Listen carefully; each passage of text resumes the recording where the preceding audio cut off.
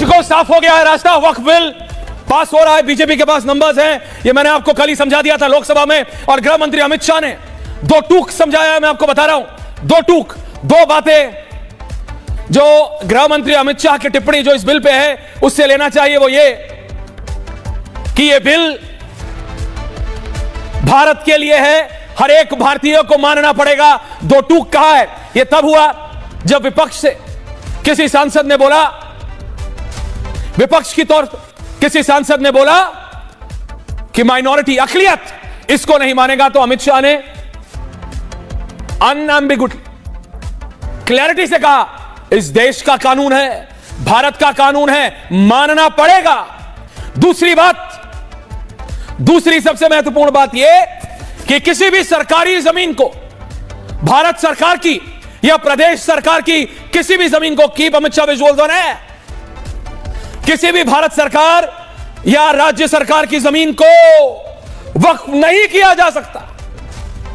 तो जितने कब्जे हुए हैं, जितनी मौलें बनी हैं, जितने प्लॉट कटे हैं, जितनों का किराया आ रहा है, उनके लिए क्लैरिटी से बोल दिया गया है, क्लैरिटी से, कि कब्जा नहीं करने देंगे। उन्होंने कहा और विपक्ष की ओर हाथ उठाते हुए कहा कि यह विपक्ष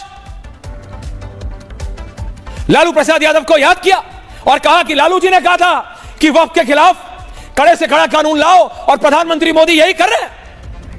उन्होंने कहा ट्रिपल तलाक और सीएए का कानून भी जब आया था तभी इसी तरह विपक्ष ने बोला था कि ये मुसलमान विरोधी है, ये मुस्लिम भाइयों बहनों के खिलाफ है। लेकिन गृह मंत्री ने विद कंप्लीट क्लैरिटी कहा है कि मुसलमान भाइयों को समझ आ जाएगा जब वो 9 लाख एकड़ की जमीन गरीबों को मिलेगी, जरूरतमंदों को मिलेगी, उस पर मॉल नहीं चलेगा किसी नेता का, उस पर कोई नेता प्लॉट नहीं बना देगा, उस वक्त की जमीन पे कोई फ्लैट नहीं बन जाएंगे, शॉपिंग आर्केड नहीं बनेंगे, होटल्स नहीं बनेंगे।